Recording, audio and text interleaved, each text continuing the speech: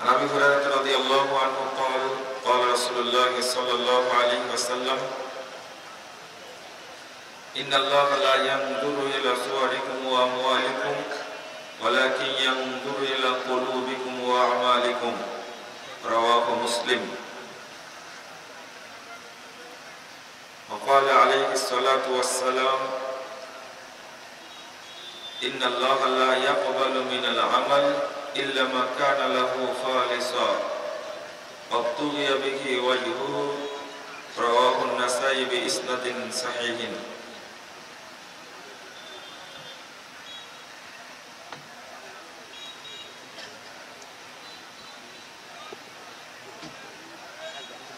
বাংলাদেশ আহলে হাদিস তাবলীগ ইসলামী কর্তৃক আয়োজিত 3 দিন ব্যাপী ঐতিহ্যবাহী জাতীয় ইজতেমায় আগত সম্মানিত ভ্রাতৃমণ্ডলী, উপস্থিত বিদগ্ধ উলামায়ে কেরাম, সুধী মণ্ডলী, আমার প্রাণ প্রিয় ছাত্র ও যুবক ভাইরা, সকলকে আন্তরিক অভিনন্দন জানাচ্ছি এবং আল্লাহর কাছে দোয়া করছি আল্লাহ যেন আমাদের এই ইজতেমাকে কবুল করে নেন। আমিন। এই বিশাল ইজতেমার যারা আয়োজন করেছেন, দীর্ঘদিন যাবৎ সময় দিয়েছেন, শ্রম দিয়েছেন, অর্থ মেধা ব্যয় করেছেন এবং নিজ নিজ অর্থ খরচ করে সময় ব্যয় করে অনেক দূর দূর থেকে যারা এই সম্মেলনে আগমন করেছেন, আল্লাহ রাব্বুল আলামিন আমাদের আপনাদের সকলকে জান্নাতুল ফেরদাউসের মেহমান হিসাবে কবুল করে নিন। আমিন। আল্লাহ তুমি আমাদেরকে তোমার সর্বোচ্চ জান্নাত জান্নাতুল ফেরদাউসের মেহমান হিসাবে কবুল করে নাও। আমিন। বন্ধুরা আমার, আপনারা প্রথম দিনে আগমন করেছেন, অনেক ক্লান্ত, এই জন্য আলোচনা সংক্ষেপ করা উচিত। আমি সংক্ষেপে কিছু কথা বলবো ইনশাআল্লাহ।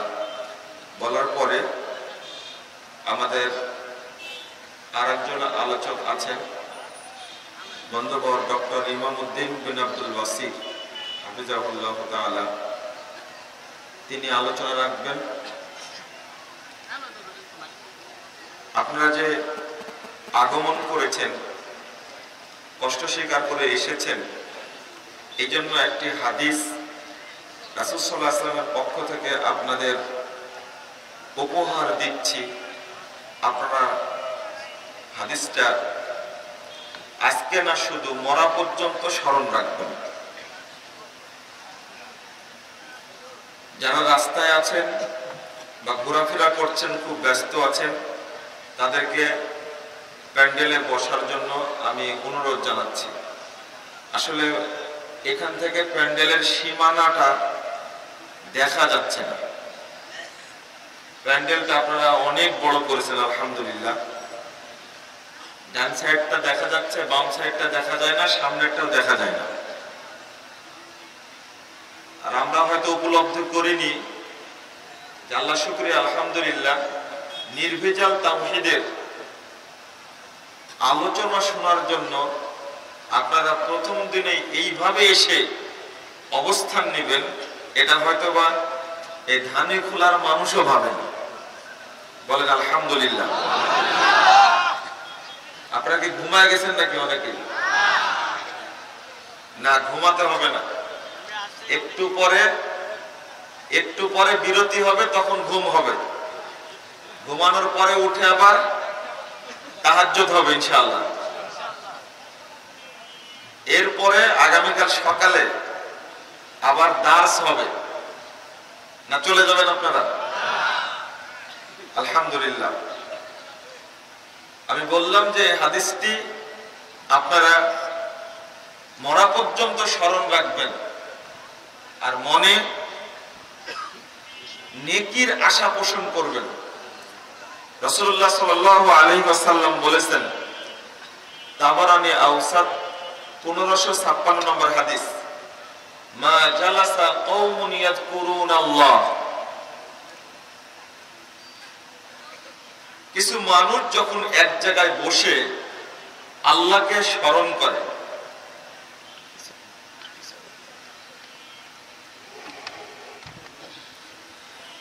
কিছু মানুষ যখন বসে আল্লাহকে স্মরণ করে, অন্য হাদিসে আসে কোরআন সুন্নাহর পর্যালোচনা করে, ইল্লা নাদাহুম মুনাদিম মিনাস সামা,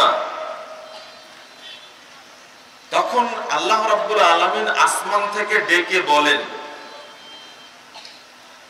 যখন আপনাদের এই আয়োজন শেষ হয়ে যাবে, যখন ইজতেমা শেষ, তখন আল্লাহ আপনাদেরকে বলবেন, কুমু মাগফুরাল লাকুম, তোমরা এখন চলে যাও, তোমাদের সবাইকে ক্ষমা করে দেওয়া হয়েছে। বলুন, ক্ষমা করার মালিক কে? আর কেউ ক্ষমা করতে পারে না। আর এই ঘোষণাকারী কে? ঘোষণা করছেন কে? আল্লাহ। কুমু মাগফুরাল লাকুম, তোমরা এখন চলে যাও, তোমাদের সবাইকে ক্ষমা করে দেওয়া হয়েছে।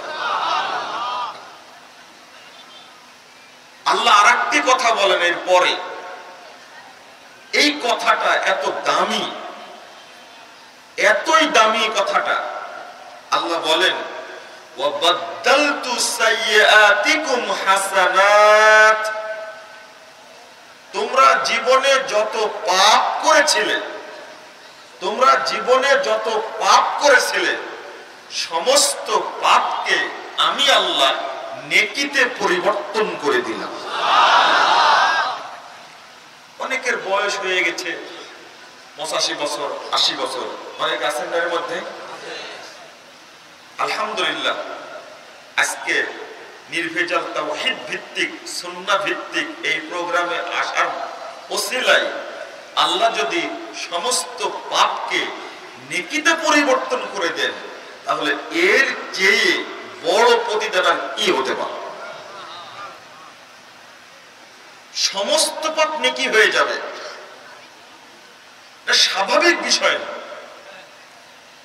বরং একটা পাপ যদি একটা নেকি হয়ে যায়, একটা পাপ যদি একটা নেকি হয়ে যায়, আপনার জীবনের জন্য, আমার জীবনের জন্য সেটাই যথেষ্ট। আমি যে কথাটি বললাম খেয়াল করবেন, একটা পাপ যদি একটা নেকি হয়ে যায়, আমার আপনার জীবনে যদি আল্লাহ কবুল করেন, ওই একটা নেকি যথেষ্ট। রাসূলুল্লাহ সাল্লাল্লাহু আলাইহি সাল্লাম বলেছেন, আল আদাবুল মুফরাদ 593 নম্বর হাদিস, ইমাম বুখারীর একটা হাদিসের গ্রন্থ আল আদাবুল মুফরাদ, হাদিসের সনদ সহিহ। রাসূল সাল্লাল্লাহু আলাইহি সাল্লাম বলেন, মান তুকুবিলাত লাহু হাসানা, কথা তো সবাই বুঝতে পারছেন মনে হয় নাকি? রাসূল সাল্লাল্লাহু আলাইহি সাল্লাম বলেন, মান তুকুবিলাত লাহু হাসানা, যার একটা নেকি কবুল করা হবে। কয় নেকি? এক নেকি, মাত্র এক নেকি যার কবুল করা হবে, দাখালাল জান্নাহ, সে ব্যক্তিও জান্নাতে প্রবেশ করবে। বলুন আলহামদুলিল্লাহ। আমরা হাদিসকে বিশ্বাস করি, আল্লাহর বিধানকে বিশ্বাস করি। আমার পাপগুলো, নেকি যা আছে সেটা বাদই রাখলাম, আমার পাপগুলোই যদি নেকিতে পরিণত হয়, ইনশাআল্লাহ ওই নেকির মাধ্যমে জান্নাত পাবো ইনশাআল্লাহ, এতে কোনো সন্দেহ নেই। তারপর আমি কাবির 98 নম্বর হাদিস প্রথম খণ্ডের মধ্যে এসেছে, রাসূলুল্লাহ সাল্লাল্লাহু আলাইহি ওয়াসাল্লাম বলেন, মানে কানাত লাহু হাসানা, যার একটা নেকি অবশিষ্ট থাকবে, এক নেকি, যার এক নেকি অবশিষ্ট থাকবে, রাসূল সাল্লাল্লাহু আলাইহি ওয়াসাল্লাম বলেন দাখালাল জান্নাহ, সে এক নেকি নিয়েই জান্নাতে প্রবেশ করবে। বলুন আলহামদুলিল্লাহ। আল্লাহ তুমি আমাদের নেকির বিনিময়ে জান্নাতুল ফেরদাউসে জায়গা নির্ধারণ করে দাও, আমিন। আমি সংক্ষেপে যে কথাটি বলতে চাইব, শুরুটা সেটা হলো তাওহীদের ফজিলত, আর সংক্ষেপে শিরকের পরিণাম। আমরা যদি প্রথমে তাওহীদকে জানতে পারি, শিখতে পারি, তাহলে আমাদের জীবনটা ধন্য। শুধু তাওহীদকে যদি গ্রহণ করতে পারি তাহলেই জীবনটা ধন্য।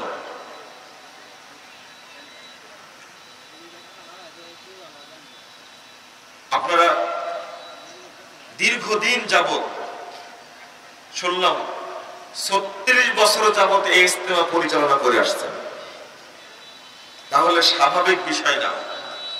দীর্ঘদিন খেদমত করে গেছেন, বাংলাদেশের মানুষের গর্ব, খুলনার এদেশের প্রখ্যাত আলেম শেখ আব্দুর রউফ রাহিমাহুল্লাহ, আল্লাহ তাকে জান্নাতুল ফেরদাউস দান করুন, আমিন।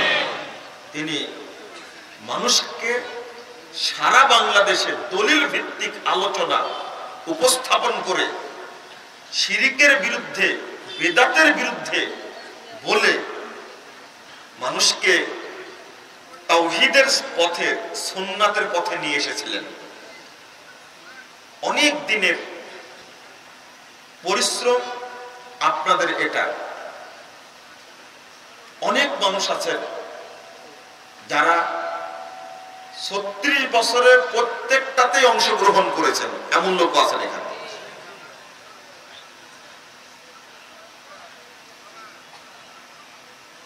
আপনাদের মধ্যে কোরআন হাদিস গ্রহণ করার জন্য কোনো গোলামি থাকবে, এটা আমি বিশ্বাস করি না। কোরআন হাদিস পেয়েছেন, গ্রহণ করবেন, এতে কোনো সন্দেহ আছে? না। বাংলাদেশের জটিল সমস্যা হলো দুই শ্রেণীর মানুষ। এক শ্রেণীর মানুষ যারা বৃদ্ধ, আর এক শ্রেণীর মানুষ যারা আলেম, যাদেরকে আমরা বলি মৌলভী আর মুরব্বী। এই দুই শ্রেণীর মানুষ সমাজ সংস্কারের পথে সবচেয়ে বড় বাধা, সবচেয়ে বড় বাধা। মানে যেটা আগে থেকে করে আসছে, যে আমলটা ভুল হলেও সে আমলটা বর্জন করবে না। একজন আলেম মানুষকে যদি বলা যায় যে আপনি এই হাদিসটা বললে এটা জাল হাদিস, তো ও জীবন গেলেও পরিবর্তন করবে না। আচ্ছা, এই গোলামি থাকা কি উচিত? না।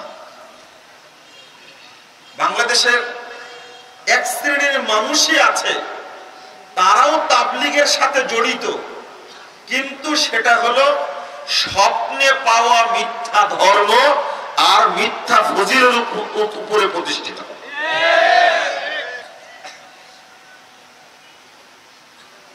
তাদেরকে যদি আপনি দাওয়াত দেন, কোরআন সুন্নাহ ভিত্তিক বুঝানোর চেষ্টা করেন, ওরা বুঝবেই না। একবারে যেন বধির হয়ে গেছে। প্রতিবন্ধী বুঝেন? প্রতিবন্ধী বুঝেন? তারা মানসিক প্রতিবন্ধী হয়ে গেছে। তবে আমি মন খোলা দোয়া করি, আল্লাহ তাদেরকে হেদায়েত দান করুন, আমিন। তাদেরকে আল্লাহ কোরআন সুন্নাহ বুঝার তৌফিক দান করুন, আমিন। যদি না বুঝে কত বড় যে সমস্যা, মানসিক প্রতিবন্ধী হয়ে গেছে। এই জন্য বললাম, আমি ছোট্ট একটা কথা বলি। এক মুরব্বীকে দেখছি, বলছে অজুর পরে, বলছে ইন্না আনজালনাহু ফি লাইলাতুল কদর ওয়া মা আদরাকা মা লাইলাতুল কদর। আমি চাচাকে বলছি, চাচা এটা আপনি কি পড়ছেন? তো বলছে ওযুর পরের দোয়া। এটা কি ওযুর পরের দোয়া? তখন আমাকে বলছে, আমি বললাম যে আপনি কে বলেছে এটা? বলছে আপনি জানেন না, কেউ যদি ওযুর পরে সূরা কদর একবার পড়ে তাহলে কিয়ামতের মাঠে সিদ্দিকদের সাথে থাকবে, যে দুইবার পড়বে শহীদদের সাথে থাকবে, যে তিনবার পড়বে নবীদের সাথে থাকবে। আমি বললাম যে চাচা হাদিস তো জাল। তখন উনি মুরব্বী বলছেন, দেখেন আমি বলেছি না প্রতিবন্ধী হয়ে গেছে, তো বলছে জাল হোক হাদিস তো। আপনারা মনে হয় বুঝতে পেরেছেন কি বলছে? জাল হোক হাদিস তো। নাউজুবিল্লাহ, নাউজুবিল্লাহ। তাহলে এই জাল হাদিসকে যদি কেউ বিশ্বাস করে, তাহলে আরেকটা জাল হাদিস আছে, লা নাবিয়্যা বাদি ইল্লা ইয়াশা আল্লাহ। আমার পরে কোন নবী আসবে না, তবে আল্লাহ চাইলে আসতে পারে। এই হাদিস কি ঠিক? এই জাল হাদিস না? এই জাল হাদিসকে যদি কেউ বিশ্বাস করে, এখন যদি কেউ বিশ্বাস করে, এখন যদি কেউ বিশ্বাস করে যে আল্লাহ চাইলে নবী এখনো আসতে পারে, ও মুসলমান থাকবে? হ্যাঁ? তাহলে এই জাল হাদিসটা যদি কেউ বিশ্বাস করে, ও মুসলমান থাকবে না। মুরব্বী বলছে জাল হোক হাদিস তো। আমি বললাম চাচা আরেকটা সহিহ হাদিস আছে, আপনি এটা শুনেন। বলছে আপনার হাদিস শুনবো না। আমাদের বাবা আমার হাদিস না তো, রাসূল সাল্লাল্লাহু আলাইহি ওয়াসাল্লামের হাদিস। সহিহ মুসলিম প্রথম খণ্ডের 122 পৃষ্ঠার মধ্যে হাদিসটা এসেছে। সহিহ মুসলিম 122 পৃষ্ঠা। রাসূল সাল্লাল্লাহু আলাইহি ওয়াসাল্লাম বলছেন, যে ব্যক্তি ওযুর পরে বলবে মান তাওয়াদ্দা ওয়া আহসানাল উযুয়া, যে ব্যক্তি সুন্দর করে ওযু করবে, পূর্ণরূপে ওযু করবে,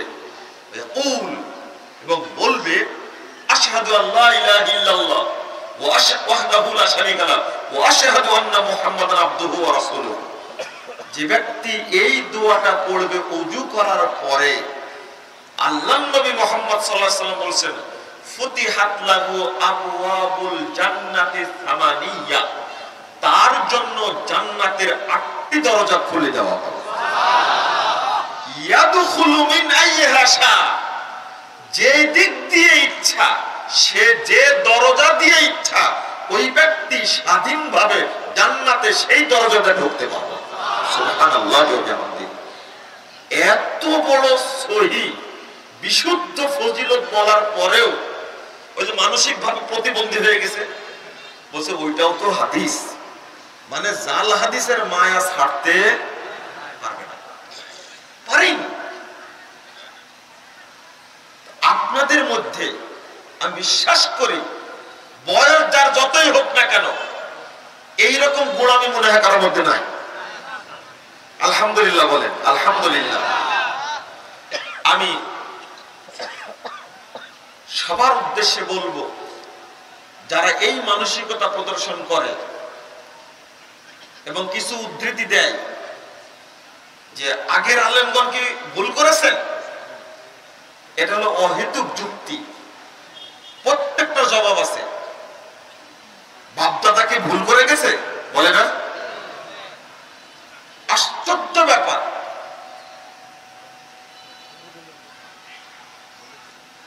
যদি পৃথিবীর নবী রাসূলদের ভুল হয়, অনেক আয়াত অনেক হাদিস আছে, সাহাবীদের যদি ভুল হয়, তাবেঈদের যদি ভুল হয়, তাবেঈদের যদি ভুল হয়, মুহাদ্দিস উলামায়ে কেরামের যদি ভুল হয়, তাহলে তাহলে বড় বড় আলেমদের ভুল হয় না, এই কথা বলা কি উচিত না? আমারও ভুল হতে পারে, আর আমাদের ভুল হবে এটাই স্বাভাবিক। তিরমিজির 2য় খণ্ডে 76 পৃষ্ঠা খুলেন, একটা হাদিস পাবেন। রাসূল সাল্লাল্লাহু আলাইহি ওয়াসাল্লাম বলেছেন, কুল্লু ইবনে আদম খাত্তা ওয়া খায়রুল খাত্তাইন আত-তাওয়াবুন। প্রত্যেক আদম সন্তান, যে আদমের বাচ্চা, যে আদম আলাইহিস সালামের সন্তান, সে ভুল করবেই। এটা আপনার আমার নবী মুহাম্মদ সাল্লাল্লাহু আলাইহি ওয়াসাল্লাম বলছেন। আর যারা ভুল করে সংশোধন করে নিবে আল্লাহর কাছে, তারাই শ্রেষ্ঠ মানুষ। বলুন আলহামদুলিল্লাহ। আমার বয়স 80 বছর হোক বা 90 বছর হোক, তাতে কি যায় আসে? তাতে তো যায় আসে না। আমার ত্রুটি হয়েছে, সংশোধন করে নিলাম। তাহলে আল্লাহ রাব্বুল আলামিন কি বলছেন তার জন্য? সূরা ফুরকান ৭০ নম্বর আয়াতটা খুলুন। আল্লাহ বলছেন, ইল্লা মান তাবা ওয়া আমানা ওয়া আমিলা আমালান সালিহা ফাউলাইকা ইউবাদদিলুল্লাহু সাইয়্যাতিহিম হাসানাত।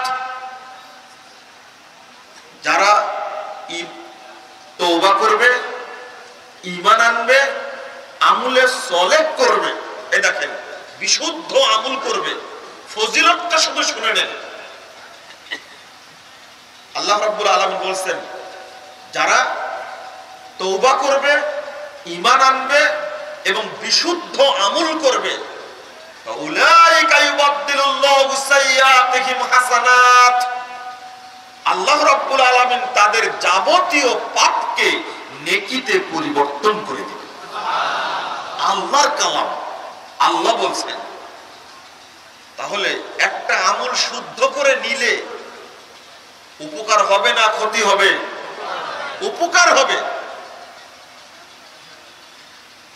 আমি শেষ করি, শেষে গিয়ে বলি তাওহীদের যে ফজিলতটা, আমরা প্রথমত গুরুত্ব দিব তাওহীদকে। তাওহীদের যে ফজিলত,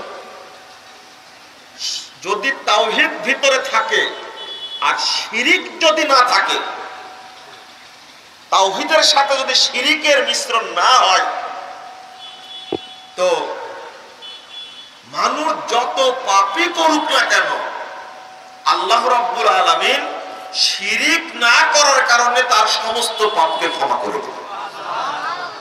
এত ফজিলত, তাওহীদের ফজিলতের চেয়ে আর কোন ফজিলত বেশি নাই। আল্লাহ বলছেন সূরা আনআম ৮৮ নম্বর আয়াত, আল্লাযীনা আমানু ওয়া লাম ইয়ালবিসু ঈমানাহুম বিযুলমিন।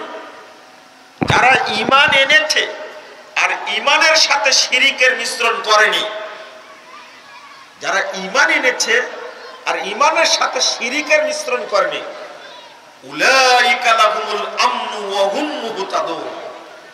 আল্লাহ বলছেন, তাদের জন্য এই পৃথিবীতে এবং কিয়ামতের মাঠে আল্লাহর পক্ষ থেকে নিরাপত্তা রয়েছে। আল্লাহ নিরাপত্তা দিবেন, ওয়া হুম মুহতাদুন, আর তারাই হেদায়েত প্রাপ্ত। একটা শর্ত করেছেন, কোনো শর্ত নয়, শুধু শিরিক মিশ্রণ করবে না, আল্লাহ সব পাপ ক্ষমা করে দিবেন। শুধু ঈমানটা রাখেন, তাওহীদটাকে গ্রহণ করেন, আপনার অন্য পাপ থাকলেও আল্লাহ রাব্বুল আলামিন ক্ষমা করে দিবেন। আল্লাহ নিজেই বলছেন, তিরমিজির 2য় খণ্ডের 194 পৃষ্ঠা হাদিসটি বর্ণিত হয়েছে। রাসূল সাল্লাল্লাহু আলাইহি ওয়াসাল্লাম বলছেন, আল্লাহ তাআলা আমাকে বলছেন, ইয়া ইবনে আদম, হে আদম সন্তান, লাউ আতাইতানি বিকুরাবিল আরদি খাতায়া লা তুশরিক বি শাইআ। তুমি যদি আমার কাছে উপস্থিত হও একবারে জমিন সমপরিমাণ পাপ নিয়ে, আসমান থেকে জমিন পর্যন্ত ভর্তি পাপ করেছে, কিন্তু ওই পাপের মধ্যে কোনো শিরিকের পাপ নাই, ওই পাপের মধ্যে কোনো শিরিকের পাপ নাই। আল্লাহ বলছেন, লা আতাইতুকা বিকুরাবিহা মাগফিরাতান, আমি তোমার কাছে আসবো এতটুকু সমপরিমাণ ক্ষমা নেই। অর্থাৎ আল্লাহ সব পাপ ক্ষমা করে দেব, সব পাপ ক্ষমা করে দেব। তাওহীদের যে ফজিলত, আপনার সালাত আছে, সিয়াম আছে, হজ আছে, যাকাত আছে, তাহাজ্জুদ আছে, সব আমল করেছেন, দান খায়রাত অনেক করেছেন, মসজিদ করেছেন, মাদ্রাসা করেছেন, অনেক কিছু করেছেন, কিন্তু ভিতরে শুধু তাওহীদটা নাই। আপনার কোনো আমল কবুল হবে না। উল্টাটা, আপনার কোনো আমলই নাই, শুধু তাওহীদ আছে, আপনি জান্নাতে যাবেন।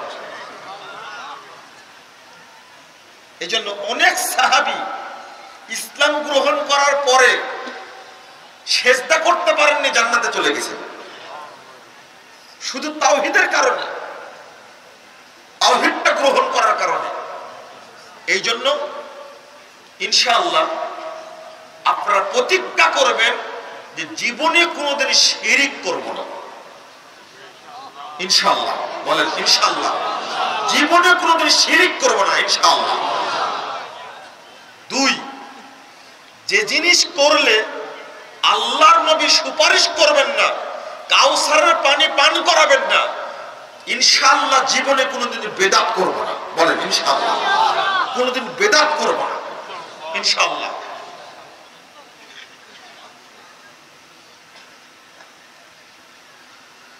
আপনাদের মতোই গ্রামে গঞ্জের মানুষের একজন মানুষ রাসূল সাল্লাল্লাহু আলাইহি ওয়াসাল্লামের কাছে এসেছে। 1397 নম্বর হাদিস সহিহ বুখারীর মধ্যে এসেছে।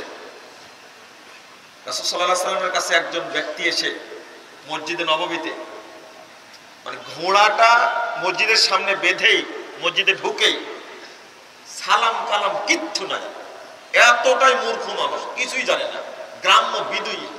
হাদিসে আসছে যা আরাবিয়্যুন ইলা নবী সাল্লাল্লাহু আলাইহি ওয়াসাল্লাম, একজন বিদুইন আসলো, গ্রাম্য মূর্খ মানুষ আসলো। আসার পরে বলছে, আপনারা হাদিস জানেন তো, সাহাবীরা আল্লাহ রাসূলকে সালাম দিতেন না মসজিদে ঢুকে? ওই যে 104 পৃষ্ঠার হাদিস সহিহ বুখারীর মধ্যে এসেছে, মসজিদে ঢুকে সালাত আদায় করে আল্লাহ রাসূলের কাছে দেখা করে বললেন, আসসালামু আলাইকা ইয়া রাসূলুল্লাহ। তখন আল্লাহ রাসূল বলেন, ওয়া আলাইকাস সালাম, ইরজি ফাসাল্লি ফাইন্নাকা লাম তুসাল্লি। তুমি ফিরে যাও, সালাত পড়ো, তুমি সালাত পড়োনি। ওই সাহাবী 3 বারই সালাম দেয়নি। তাহলে সালাম দিতে হয়, ওই বিদুইন লোকটা, মূর্খ মানুষটা এটাও জানে না। এসেই বলছে, দুল্লানি আলা আমালিন ইদা আমিলতুহু দাখালতুল জান্নাহ। আল্লাহ রাসূল আমাকে এমন আমলের কথা বলেন, আমল করে আমি জান্নাতে যাব। তাদের টার্গেট ছিল জান্নাত, আমাদেরও আজকে টার্গেট কি? জান্নাত। কোন জান্নাত? কোন জান্নাত? জান্নাতুল ফেরদাউস। আল্লাহ রাসূল বলেছেন যে জান্নাত চাও আল্লাহর কাছে, তাহলে ফেরদাউস চাও। আমরা কোন জান্নাত চাচ্ছি আল্লাহর কাছে? জান্নাতুল ফেরদাউস। আল্লাহ তুমি কবুল করো, আমিন। ওই সাহাবী বলছেন, একটা আমলের কথা বলেন যে আমল করলাম জান্নাতে যাব। মুহাম্মদুর রাসূলুল্লাহ সাল্লাল্লাহু আলাইহি ওয়াসাল্লাম প্রথম বললেন এই মূর্খ বেদুইন মানুষটাকে যে তা'বুদুল্লাহ লা তুশরিকু বিহি শাইআ। প্রথম বললেন এই তা'বুদুল্লাহ শব্দের অর্থ হলো, আজকে সবাই মনে রাখবেন, তা'বুদুল্লাহ শব্দের অর্থ হলো তুওয়াহিদুল্লাহ। সহিহ মুসলিমের 16 নম্বর হাদিসে তুওয়াহিদুল্লাহ শব্দটা আসছে, অর্থাৎ আল্লাহর তাওহীদকে মেনে নিবা। লা তুশরিকু বিহি শাইআ, আল্লাহর সঙ্গে কাউকে শরীক করবে না। 1 নম্বর খেয়াল করবেন আপনি, আল্লাহর নবী মুহাম্মদ সাল্লাল্লাহু আলাইহি সাল্লাম গ্রাম্য মূর্খ একজন মানুষকে প্রথম দাওয়াত দিচ্ছেন কিসের? তাওহীদের। সালাতের দাওয়াত আগে চলবে না, যাকাতের দাওয়াত চলবে না, সিয়ামের দাওয়াত চলবে না, হজ্জের দাওয়াত চলবে না। আগে দাওয়াত দিতে হবে কিসের? তাওহীদের। আমার অনেক আলোচনা আছে এর উপরে। আগে তাওহীদটাকে শিক্ষা দিতে হবে, এবং আল্লাহ বলেছেন, রাসূল সাল্লাল্লাহু আলাইহি ওয়াসাল্লাম বলেছেন আগে তাওহীদ। যেমন রাসূল সাল্লাল্লাহু আলাইহি ওয়াসাল্লাম বললেন, তুমি আল্লাহর একত্বকে। তাওহীদ মানে একাত্মবাদ, এই কথাটা বলবেন না। একাত্মবাদ এই ভাষাটা ভুল। তাওহীদ মানে একত্ব। কি তাওহীদ মানে? কি একত্ব। এই ভাষাগুলো শিখে রাখবেন, মনে রাখবেন। যে যেখান থেকে এসেছেন এই অত্র অঞ্চলে, আলহামদুলিল্লাহ, এত বিশাল বড় ইজতেমার মানুষ যদি সারা দেশে দাওয়াতি কাজ করে, ইনশাআল্লাহ এই দেশে তাওহীদ প্রতিষ্ঠিত হতে বেশি দেরি হবে না। ইনশাআল্লাহ তাওহীদের প্রতিষ্ঠা হবেই, এই দেশে হবে, ইনশাআল্লাহ হবে, এতে কোনো সন্দেহ নেই।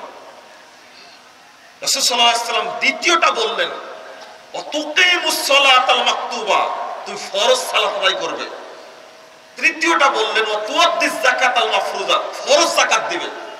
ওয়াতাসুমু রমাদান, রমাদানের সিয়াম পালন করবে। কয়টা হলো? এই চারটা জিনিস শিক্ষা দিলেন। গ্রাম্য বিদুইন মানুষটা, মূর্খ মানুষটা বলছে, ওয়াল্লাহি লা আযীদু ওয়ালা হাদা ওয়ালা আনকুসু মিন। মুহাম্মদ সাল্লাল্লাহু আলাইহি ওয়াসাল্লাম, আপনি যা বললেন আল্লাহর কসম করে বলছি, আমি এর বেশিও করব না, কমও করব না। আমি এর বেশিও করব না, কমও করব না। বলেই লোকটি চলে যাচ্ছে, সালাম কালাম কিচ্ছু জানে না। লোকটি উঠে কি চলে যাচ্ছে। আবু হুরায়রা রাদিয়াল্লাহু আনহু বলছেন, আল্লাহ রাসূল বললেন, মান ফালাম্মা ওয়াল্লাহ, যখন লোকটা বেরিয়ে চলে যাচ্ছে, আল্লাহ রাসূল সাল্লাল্লাহু আলাইহি ওয়াসাল্লাম বলছেন, মান সাররাহু আন ইয়ানজুরা ইলা রাজুলিন মিন আহলিল জান্নাহ ফালইয়ানজুর ইলা হাদা। ও সাহাবীরা, তোমাদের মধ্যে কে একজন জান্নাতি মানুষকে দেখতে চাও? এই দেখো দেখো দেখো, এই লোকটা জান্নাতি। এ কি সালাত পড়েছে? এ যাকাত দিয়েছে? সিয়াম পালন করেছে? না। জান্নাতি হলো কি করে? ও আল্লাহর রাসূলের কথায় স্বীকৃতি দান করেছে, তাওহীদকে মেনে নিয়েছে, আল্লাহ তাকে জান্নাতের জন্য কবুল করে নিয়েছে। এটা হলো তাওহীদের ফজিলত।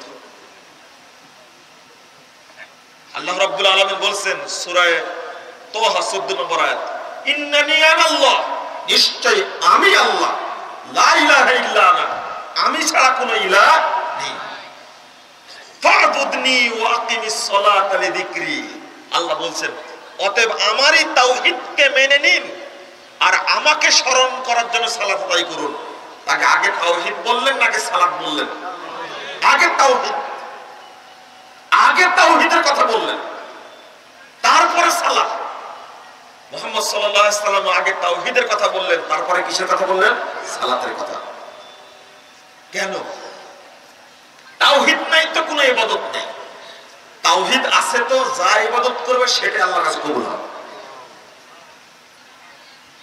বন্ধুরা আমার, এই দেশের মানুষকে, মানুষের কাছে তাওহীদের দাওয়াত পৌঁছানোর জন্য আমরা কিছুটা হলে প্রচেষ্টা করছি আর আল্লাহর কাছে দোয়া করছি, আল্লাহ তুমি কবুল করো, আমিন। প্রথমে ভ্রান্ত আকীদা এবং সঠিক আকীদা একটা বই দিয়েছিলাম।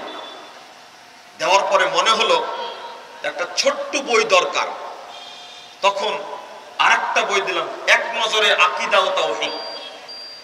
এটা বিনামূল্যে বিতরণ, অনেকের কাছে আছে, আপনারা অনেকে পেয়েছেন, আপনাদেরকে আমরা আরো দিব ইনশাআল্লাহ। তারপরে বুঝলাম যারা শিক্ষিত মানুষ, যারা জেনারেল শিক্ষিত মানুষ, এমনকি বড় বড় আলেম পর্যন্ত তাওহীদ সম্পর্কে কোনো জ্ঞানই রাখে না, তাওহীদের বুঝটাই নাই। তাদের জন্য 568 পৃষ্ঠার একটা বই আকীদা এবং তাওহীদের উপরে দিয়েছি আমরা। বাংলাদেশের তাওহীদের উপরে এত বড় বই নাই, আমার জানা নাই। 568 পৃষ্ঠার একটা বই শুধু তাওহীদের উপরে, আকীদার উপরে আমরা উপস্থাপন করেছি, মানুষকে তাওহীদটা বোঝানোর জন্য। আপনাদের কাছে আবেদন এবার যে আপনারা যেখানে যাবেন, যেখানে দাওয়াতি কাজ করবেন, প্রথমে আগে তাওহীদ শিক্ষা দান করবেন। প্রথম দায়িত্ব তাওহীদ শিখতে হবে। তাওহীদ মূলত 3 প্রকার, আজকে বিস্তারিত আলোচনা নয়, পরে করব। তাওহীদে রুবুবিয়্যাহ, তাওহীদে উলুহিয়্যাহ, তাওহীদে আসমা ওয়া সিফাত। এই 3 প্রকার তাওহীদ আপনাকে মনে নিতে হবে। যদি এই 3 প্রকার তাওহীদকে কোনো ব্যক্তি গ্রহণ না করে, একটাই ঘাটতি থাকে, ও আর জান্নাতে যেতে পারবে না। জান্নাতে যাওয়ার অপশন বাতিল, তাহলে শিরকে পরিণত হবে। বন্ধুরা আমার, আপনাদের বিশেষ করে ওই আয়াতটা স্মরণ করায় দিব, সূরা জারিয়াত 56 নম্বর আয়াত, ওমা খালাকতুল জিন্না ওয়াল ইনসা ইল্লা লিয়াবুদুন। মানে কি বলেন? মানে কি?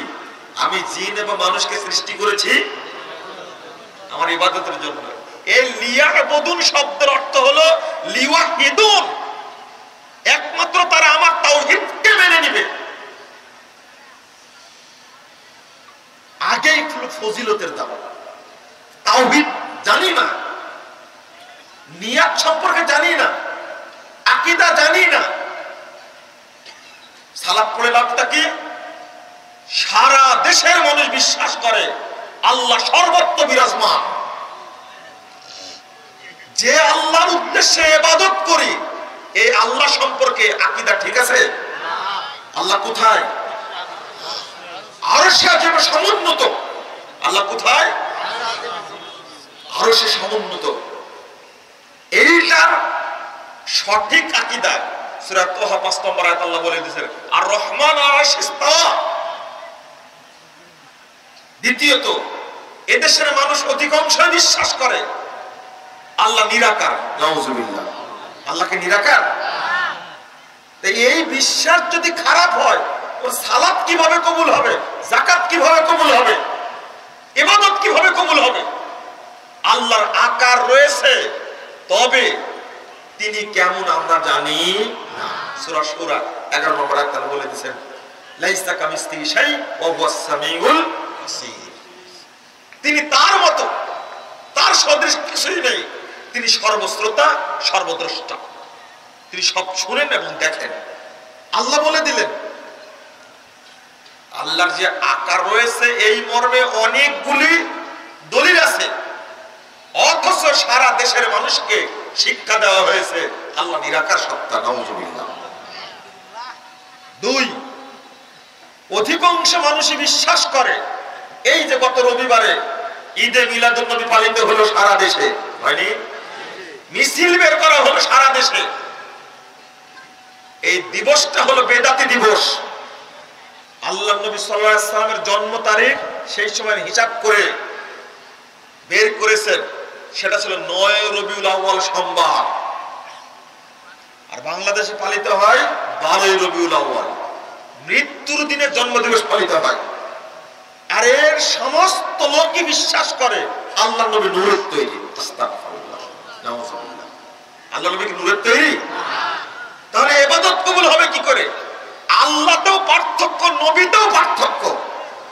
আমাদের আল্লাহ আর তাদের আল্লাহ এক না। অন্যান্য মানুষের আল্লাহ হলো কি?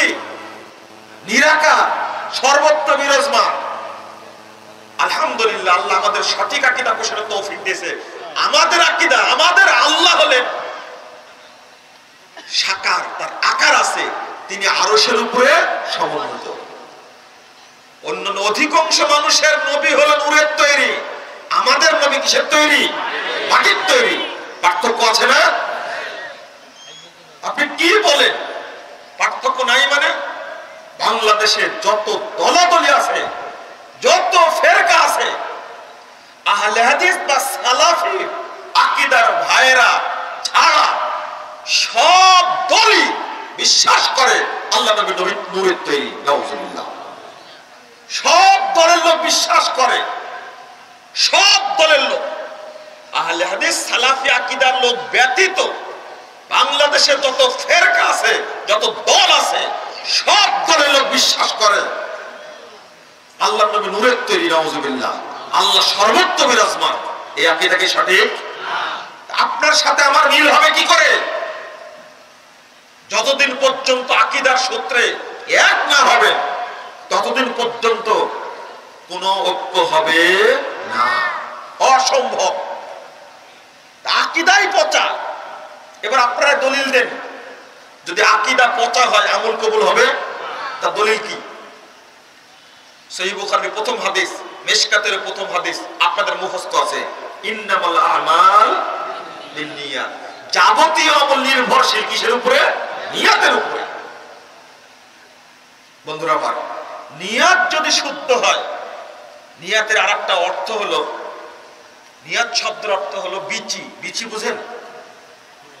আটি বুঝেন? আটি, কাঁঠালের বিচি, আর আমের আটি, খেজুরের বিচি বলেন না? এই নিয়াত শব্দটা তৈরি হয়েছে নাওয়া থেকে, নুন ওয়াও ইয়া, নাওয়া মানে বিচি। যদি বীজ নষ্ট থাকে গাছ হবে? এই দেখেন আল্লাহর নবী মুহাম্মদ সাল্লাল্লাহু আলাইহি সাল্লাম এমন একটা উদাহরণ দিয়েছেন, যদি বীজ নষ্ট থাকে, বীজই যদি নষ্ট হয়, তাহলে গাছ হবে, পাতা হবে, ফুল হবে, ফল হবে? কিছুই হবে না। আপনি যতই চেষ্টা করেন, বীজই নষ্ট, বীজ নষ্ট, আকীদা নষ্ট, তাওহীদ নষ্ট, ঈমান নষ্ট, তো সেখানে আমল টিকবে কি করে? দলিল আপনাদের জানা আছে। বন্ধুরা আমার, অনুরোধ করব আপনাদেরকে, তাওহীদ ভিত্তিক আকীদা পোষণ করলেই জান্নাত সহজ হবে, নয়তো সহজ হবে না। অপোজিটে, অপরটা, তিন শ্রেণীর মানুষের জন্য আল্লাহ নবী সুপারিশ করবেন না। তিন শ্রেণীর মানুষ। এক শ্রেণীর মানুষ যদি শিরিক করে, 2441 নম্বর হাদিস তিরমিজির মধ্যে এসেছে, রাসূল সাল্লাল্লাহু আলাইহি ওয়াসাল্লাম বলেন, ফাখতারতু শাফাআ ওয়া হিয়া লিমান মাতা লা ইশরিক বিল্লাহি শাইআ। আমার সুপারিশ তার জন্য। চিন্তা করতে পারছেন? 4739 নম্বর হাদিস আবু দাউদের মধ্যে এসেছে, শাফাআতি লি আহলিল কাবাইর, যারা কাবিরা গুনাহ করে জাহান্নামে যাবে, আমি তাদের জন্য সুপারিশ করব। না, জাহান্নামে যাব না আমরা কেউ, ইনশাআল্লাহ। জাহান্নামে যাওয়ার পরে সুপারিশ চাই না। কি চান নাকি কেউ? যারা কাবিরা গুনাহ করবে তারা জাহান্নামে যাবে। যদি আল্লাহ কিয়ামতের মাঠে ক্ষমা করেন তো আলহামদুলিল্লাহ, না করলে জাহান্নামে গেলে আল্লাহ নবী তাদের জন্য সুপারিশ করবেন। কিন্তু আল্লাহ নবী এটাও বলে দিচ্ছেন, যারা শিরিক করে মারা গেছে তার জন্য সুপারিশ নয়। দুই, যারা বেদাতি তাদের জন্য আল্লাহ নবী সুপারিশ করবেন না। 974 পৃষ্ঠার হাদিস সহিহ বুখারীর 2য় খণ্ডের মধ্যে এসেছে, আল্লাহ নবী তাদেরকে পানিও পান করাবেন না, তাদেরকে সুপারিশও করবেন না জান্নাতে যাওয়ার জন্য। 3 নম্বর, যারা বেনামাজি, যারা সালাত আদায় করেনি, তারা জান্নাতে যাবে না। আল্লাহ নবী তাদেরকে সুপারিশও করবেন না। দলিল, যারা সালাত পড়ে না, আল্লাহ রাসূল সাল্লাল্লাহু আলাইহি ওয়াসাল্লাম বলেন, 1080 নম্বর হাদিস ইবনে মাজাহর মধ্যে আসছে, মান তারাকাহা ফাকাদ আশরাকা, যে ব্যক্তি সালাত ছেড়ে দিবে সে শিরিক করবে। আর শিরিক যে ব্যক্তি করবে, আল্লাহ রাব্বুল আলামিন সুপারিশ করার জন্য নবীকে অনুমতি দিবেন না। আল্লাহ নবী তার জন্য সুপারিশ করবেন না, শিরিক করে মরবে। অতএব শিরিক জঘন্যতম অপরাধ। বন্ধুরা আমার, যেহেতু 3 দিন ব্যাপী আলোচনা, কালকে আলোচনা শুনতে পাবেন ইনশাআল্লাহ, তারপরের দিনে শুনতে পাবেন ইনশাআল্লাহ, ধারাবাহিক আলোচনা থাকবে। আপনাদের ধৈর্যের বিচ্যুতি আর ঘটাচ্ছি না। আল্লাহর কাছে দোয়া করছি, আল্লাহ তুমি আমাদেরকে তোমার খালেস বান্দা হিসাবে কবুল করে নাও, আমিন। আল্লাহ তুমি আমাদেরকে তোমার দায়ী হিসাবে কবুল করে নাও, আমিন। আমি দোয়া করছি, আল্লাহ তুমি আমাদেরকে এই ইজতেমার ওসিলায় জান্নাতুল ফেরদাউসের সদস্য হিসাবে কবুল করে নাও, আমিন। আল্লাহ এদেশের মানুষকে তাওহীদ এবং সুন্নাহ ভিত্তিক জীবন গঠনের তৌফিক দান করো, আমিন। যারা শিরিক বেদাত করছে, যারা জাহেলিয়াতের সাথে জড়িত আছে, আল্লাহ তুমি তাদেরকে হেদায়েত দান করো, আমিন। যারা সুন্নাতের বিপক্ষে অবস্থান করছে, আজকে সুন্নাত মানার কারণে সারা দেশে দুঃখজনক হলেও সত্য, দলিল পাচ্ছে, সুন্নাত আমল করছে, বেদাতকে বর্জন করছে, শিরিককে বর্জন করছে, মাযহাব তরিকাকে বাদ দিয়ে নবী মানুষে গ্রহণ করার কারণে সারা দেশে তাদের উপর অত্যাচার চালানো হচ্ছে। যে না, ওই টাইমটা এখন আর নাই। আপনাদেরকে শক্তভাবে বলবো, নবী মুহাম্মদ সাল্লাল্লাহু আলাইহি সাল্লামের সুপারিশ চান না দুনিয়ার সুখ চান? আল্লাহর নবীর সুপারিশ চান না দুনিয়ার সুখ চান? আল্লাহর নবীর সুপারিশ চাই, দুনিয়ার সুখ চাই না। রাসূল সাল্লাল্লাহু আলাইহি সাল্লাম বলে গেছেন, ইন্না মিন ওয়ারাইকুম জামানা সাবরিন। 10394 নম্বর হাদিস তাবরানী কাবীরের মধ্যে এসেছে, নিশ্চয়ই তো আমার পর পরে একটা ধৈর্যের যুগ আসবে। এই যুগে কেউ সুন্নাতকে ধরে রাখতে পারবে না। সুন্নাতের উপরে টিকে থাকতে গেলেই তার উপরে অত্যাচার করা হবে, নির্যাতন করা হবে, জেলে দেওয়া হবে, মামলা দেওয়া হবে, মারপিট করা হবে। লিল মুতামাসসিকি ফীহি, সাহাবীরা শুনে রাখো, ওই যুগে যে ব্যক্তি আমার সুন্নাতকে শক্ত করে ধরে থাকবে, ফালাহু আজরু 50 শাহীদা, ওই ব্যক্তির জন্য 50 জন শহীদের মর্যাদা রয়েছে। নবী মুহাম্মদ সাল্লাল্লাহু আলাইহি সাল্লাম এই কথা বলা মাত্রই ওমর রাদিয়াল্লাহু আনহু বলছেন, আমিন্না মিনহুম। আল্লাহ রাসূল এই 50 জন শহীদ কি আমাদের যুগের না তাদের যুগের? আমাদের যুগের না তাদের যুগে? রাসূল সাল্লাল্লাহু আলাইহি সাল্লাম ওমর রাদিয়াল্লাহু আনহু বলেন, লা বাল মিনকুম, আরে ওমর তাদের যুগে না, তোমাদের যুগে বদর, উহুদ, খন্দকে শহীদ হওয়া 50 জন শহীদের মর্যাদা পাবে। অতএব সুন্নাতের উপরে আমল করে বেঁচে থাকতে চাই, সুন্নাতের উপরে আমল করে জীবন গঠন করতে চাই। এদেশের মানুষ কুরআন সুন্নাহ ভিত্তিক জীবন যাপন করতে চায়, কিন্তু বেদাতি আলেমদের বাধার কারণে, বেদাতি আলেমদের জাল জয়ীব মিথ্যা কাহিনী প্রচারের কারণে মানুষ সঠিক পথ পায় না। ওই পথটা আমাদেরকে দেখিয়ে দিতে হবে, মানুষকে সুন্নাতের দিকে আহ্বান করতে হবে। আর এক শ্রেণীর মানুষ বলে, আশ্চর্য হবেন, যাদের সহ্য হয় না সহিহ আকীদা, এই যে কথা বললাম, ওরা বলবে, এক শ্রেণীর মানুষ ইসলাম বলতে ওরা বলবে, এই সমস্ত ছোটখাটো বিষয় নিয়ে কথা বলার কি দরকার? জোরে আমিন বলার ফতোয়া এখন কি দরকার? রফুল আযান করতে হবে সেই কথা বলার কি দরকার? বুকে হাত বাঁধতে হবে সে কথা বলার কি দরকার? সূরা ফাতিহা ইমামের পিছনে পড়তে হবে, এগুলো বলার কি দরকার? এইগুলো তাদের কাছে ছোটখাটো মনে হয়। এক শ্রেণীর লোক আছে না, আমরা দ্ব্যর্থহীন ভাবে বলি, এই সুন্নাত মেনেই সাহাবা কেরাম দুনিয়াতে বেঁচে থাকতেই জান্নাতের সার্টিফিকেট পেয়েছে। আমরা ওই সুন্নাত মেনেই জান্নাতে যেতে চাই। তুমি সুন্নাতকে অবজ্ঞা করে সাহস কেন করলে? আল্লাহর নবী সুন্নাতকে বৃদ্ধাঙ্গুলি দেখানোর সাহস কেন করলে? আল্লাহর নবী সাল্লাল্লাহু আলাইহি সাল্লাম বলে দিলেন শুধু একটা হাদিসের কারণে, ইদা ওয়াফাকা তামিনাহু তামিনুল মালায়েকা গুফিরা লাহু মা তাকাদ্দামা মিন জামবি। সালাত যখন আদায় করছি, ইমাম মুক্তাদির আমিন আর ফেরেশতার আমিন যদি একসঙ্গে হয়ে যায়, ইমাম মুক্তাদির আমিন আর ফেরেশতার আমিন যদি একসঙ্গে হয়ে যায়, আল্লাহর নবী বলেন গুফিরা লাহু মা তাকাদ্দামা মিন জামবি, তার জীবনে যত পাপ আল্লাহ সবই ক্ষমা করে দিবেন।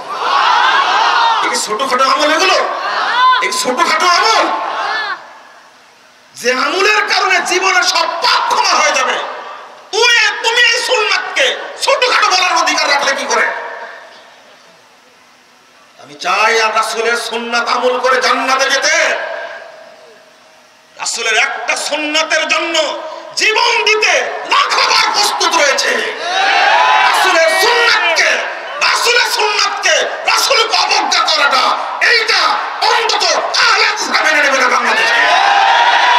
অত সাহস না। বাংলাদেশের এক শ্রেণীর মানুষ হাদিস কেটে চুরমার করে দিতে চেয়েছে। এক শ্রেণীর মানুষ হাদিসের শব্দ পরিবর্তন করে দিয়েছে, সহিহ বুখারীর শব্দ তুলে দিয়েছে, অধ্যায় তুলে দিয়েছে। ইমাম আবু দাউদ বলে গেছেন, বক্তব্য কালকে শোনাবো, ইমাম আবু দাউদ রাহিমাহুল্লাহ বলে গেছেন, লাউলা হাদিহিল ইসলাম ওয়ালাম দারাসাল ইসলাম, যদি পৃথিবীতে আহলে হাদিসগণ না থাকতেন, ইয়ানি আসহাবুল হাদিস, তাহলে পৃথিবী থেকে ইসলাম মিটে যেত। বাংলাদেশের বেদাতীরা সুন্নাতকে পুরে পুরে নষ্ট করার জন্য, সুন্নাতকে এই দেশ থেকে উঠিয়ে দেওয়ার জন্য হাদিসের গ্রন্থে পর্যন্ত হাত দিয়েছে। আহলে হাদিস আলেমরা, আহলে হাদিস তরুণ ভাইরা তাদের মুখোশকে উন্মোচন করে উন্মুক্ত করে দিয়েছে আলহামদুলিল্লাহ। তারা বলে দিয়েছে এই হাদিস এখানে চেঞ্জ করা হয়েছে। আবু দাউদ থেকে 109 পৃষ্ঠা 10 পৃষ্ঠা। আজকে আবু দাউদের দার্স দিচ্ছিলাম, আজকে সকালবেলা দার্সের সময় বললাম এই 5টি হাদিসের মধ্যে 4টি হাদিসই আবু দাউদ থেকে তুলে দিয়েছে। মিশরের প্রিন্টে আছে আবু দাউদের মিশরের প্রিন্ট, বৈরুতের প্রিন্ট, সৌদি আরবের প্রিন্ট, লিবিয়ার প্রিন্ট, কুয়েতের প্রিন্ট, সারা পৃথিবীতে এমনকি উপমহাদেশে 1365 হিজরির আগ পর্যন্ত আবু দাউদে 4টা হাদিস ছিল। 65 হিজরির পরে এসে আবু দাউদ থেকে 4টা হাদিস তুলে দিয়েছে। রাসূলের হাদিস এক গ্রন্থ থেকে তুলে দেয়। এরা কত বড় চোর, কত বড় হাদিস চোরেরা, চিন্তা করতে পারছেন?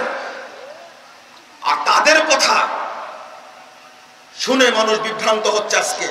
নবী মুহাম্মদ সাল্লাল্লাহু আলাইহি ওয়াসাল্লাম বলেন, মান সাদ্দা ফুরজাতান ফি সাফিন, আমি বলছি তুমি ছোটখাটো বলো, ওই সুন্নাতের মধ্যে জান্নাত রয়েছে। রাসূল বলছেন যে সালাতে দাঁড়ানোর সময় যে ব্যক্তি পায়ের সাথে পা মিলিয়ে দাঁড়াবে, হাত বন্ধ করে দাঁড়াবে, রাফাল্লাহু লাহু দারাজা, আল্লাহ তার সম্মানকে বৃদ্ধি করে দিবেন।